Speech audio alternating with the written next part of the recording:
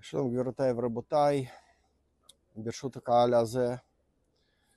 היום כ"ג בכסלו, יום השנה לפטירת הרב יעקב מזה, רבה של מוסקבה, איש אשכולות, פעיל ציוני שעל שמו נקרא רחוב בתל אביב על ידי מאיר דיזנגוף, שכידוע לו היה מעריץ גדול של הדת.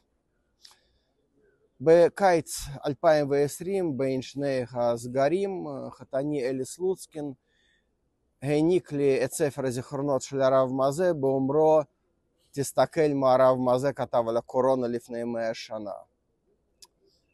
מי היה הרב מזה? כאמור רבה של מוסקבה, זאת אומרת רב מטעם השלטונות.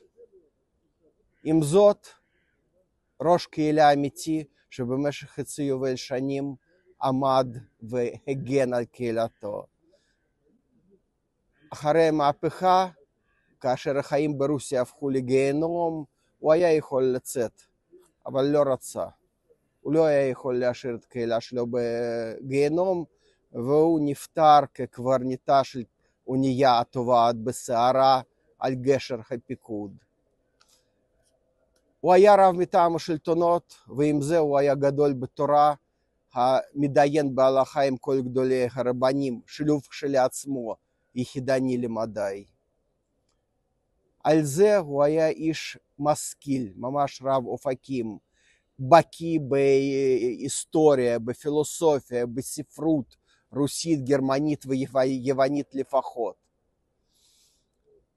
ועל כל זה עסקן ציוני בלתי נלאה, שפעל לצד אנשים שכולם מכירים אותם, כמו יחיאל צ'לנוב ומנחם מוסישקין. אדם שייסד את חברת המשפט העברי, שלימים הייתה נדבך חשוב באוניברסיטה העברית בירושלים. לא נדבר מה היה חושב על הרב מזה, על מצבם היום. הוא שייסד את אגודה להפצת שפת עבר, שאחר כך הפכה לרשת מוסדות חינוך עבריים תרבות, רשת שבפולין שרדה עד השואה 20 שנה אחרי מותו של הרב מזה.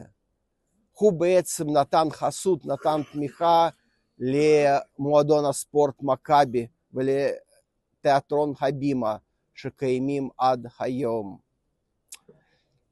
כאמור, זה היה איש אשכולות שאהבתו לעם ישראל בערה בו, שידע לחבר בין כל העולמות, וזה אדם שהקדיש בעצם את כל חייו, שידע לחבר דברים שגם היום קשה לחבר ביניהם, בין החוכמה הכללית לבין אהבת התורה וכו'.